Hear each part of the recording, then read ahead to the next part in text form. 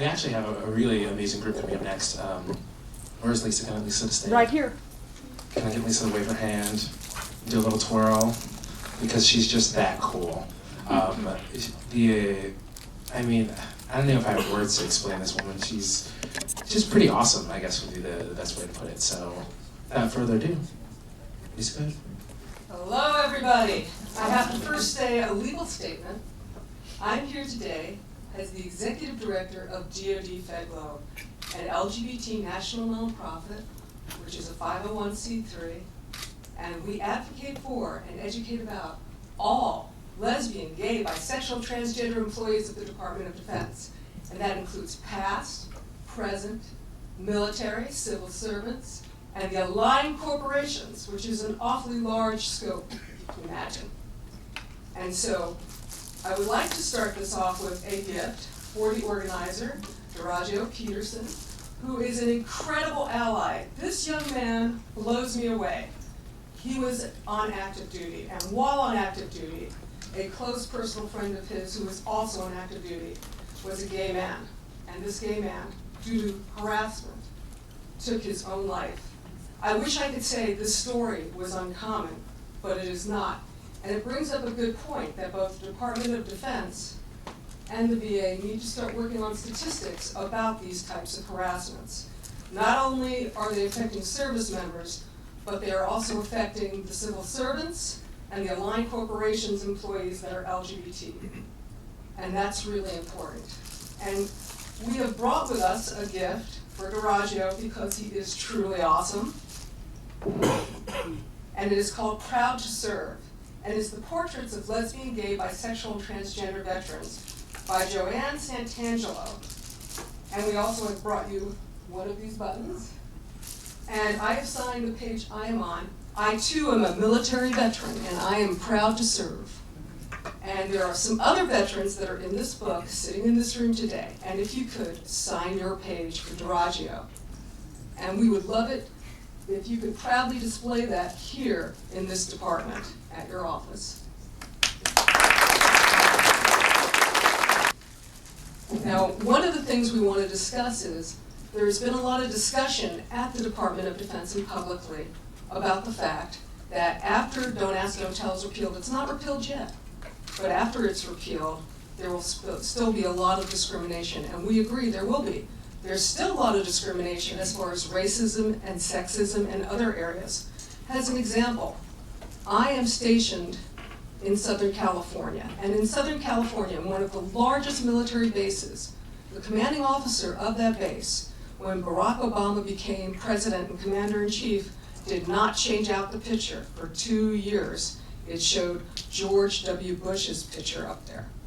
Now, I have over 3 decades of experience in the Department of Defense, and this is usually a process that is done within 10 minutes the first week. Everybody knows.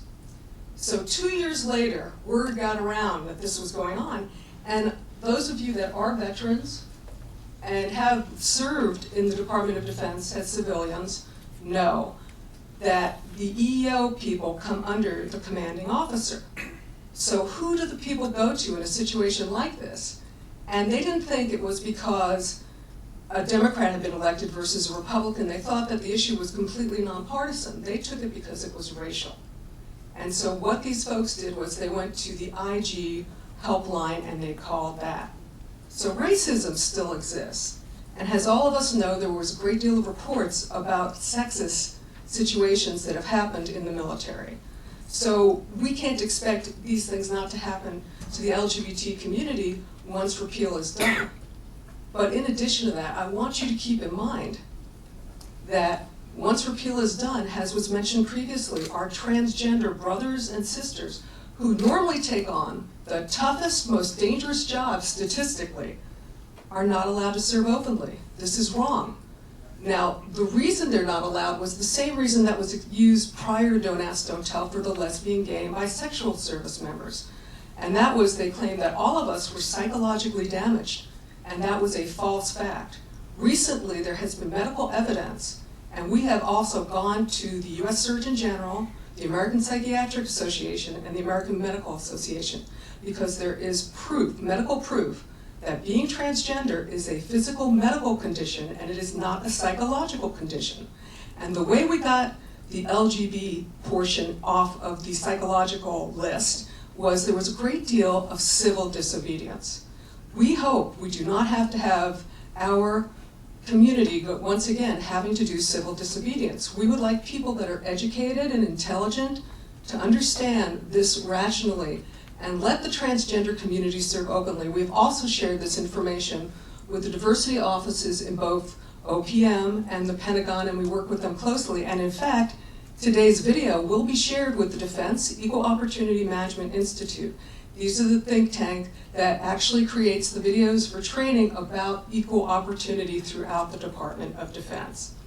Now, last night, when I got in from California, what did I do when I landed in Washington? I immediately went to the Kennedy Center, where I could see a liberato, because as all of you know, our community loves the arts. And so I got there, first thing, and I saw A Melancholy Beauty.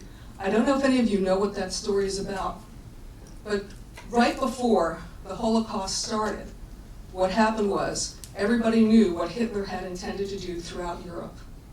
And Bulgaria, which is what this particular liberato is about, had issues with this. The king wanted to go and transport all of the Jews, 59,000, out of Bulgaria. The legislative branch agreed with him because most of them did not like Jews. They were very unpopular. But what happened was the people within the community, the allies that were not Jewish, which was a much larger number than the Jews, went up against all the politicians and saved every life of every Bulgarian Jew, and not a single Bulgarian Jew ended up transported to the camps, and all of them lived. And that is an amazing story, the only nation that did that in all of Europe.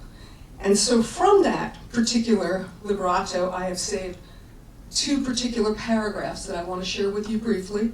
One is from the Jews, and I want you to think of this as if the lesbian, gay, bisexual, transgender service members are saying this. We have fought your wars, and we have bled with you to win the nation's liberty. We have made our home with you. We have worked with you to build a just community. And here's the response of the allies that supported the Jews. And I want you to think of it as the allies that support equality for everyone, including the LGBT community. This unjust law must be repealed. This is a stain on all the land. This unjust law must be repealed. Such evil must not stand. Now, we have quite a bit of work ahead of us.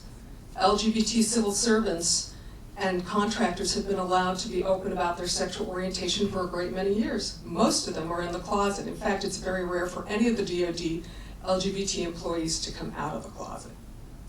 And so a lot of them that have been perceived or have come out of the closet have been severely harassed. Many of them have had the same exact psychological reaction as our service members that have been harassed. They have developed PTSD. I come from San Diego, California, and it's important to have somebody here from San Diego, California, because we are the county with the largest quantity of veterans and service members in the nation. So we see this PTSD in large quantity. And I have to tell you, the VA has come through for many of our service members, and we thank you. Keep up the good work. And we are also very appreciative of the fact that you're giving services to our transgender service members. Now, in addition to that, I want you to take into consideration that a lot of these folks cannot get jobs once they get out if they have been kicked out with a less than honorable discharge for don't ask, don't tell. And some of our transgender folks have been kicked out with that, and they're not even gay. And it's really, really difficult for them. And so an area that we need help in is getting jobs for these folks that have been kicked out with less than honorable discharges. We would also like to see the Department of Defense work with the Veterans Affairs and actually take those particular DD-214s and convert them over to honorable discharges. We need this, we need it bad, these people need jobs.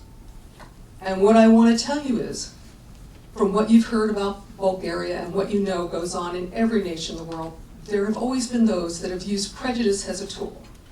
And the reason they do this is to gain prestige, power, privilege, and profit. And I ask all of you, and everyone you know, your friends, your neighbors, to stand with us together and be obstacles to that success. We must not let prejudice win ever. And so I appreciate this particular event, and I can't wait until we have an event like this in the Department of Defense. DoD Fed Globe is working closely with the Diversity Office in the Pentagon to get such an event. We've been put on hold until repeal is a reality. But frankly, we would think that this should have been going on since the Clinton years, and the Office of Personnel Management agrees with us. So with that, I leave you, and I appreciate you giving me this time. Thank you very much.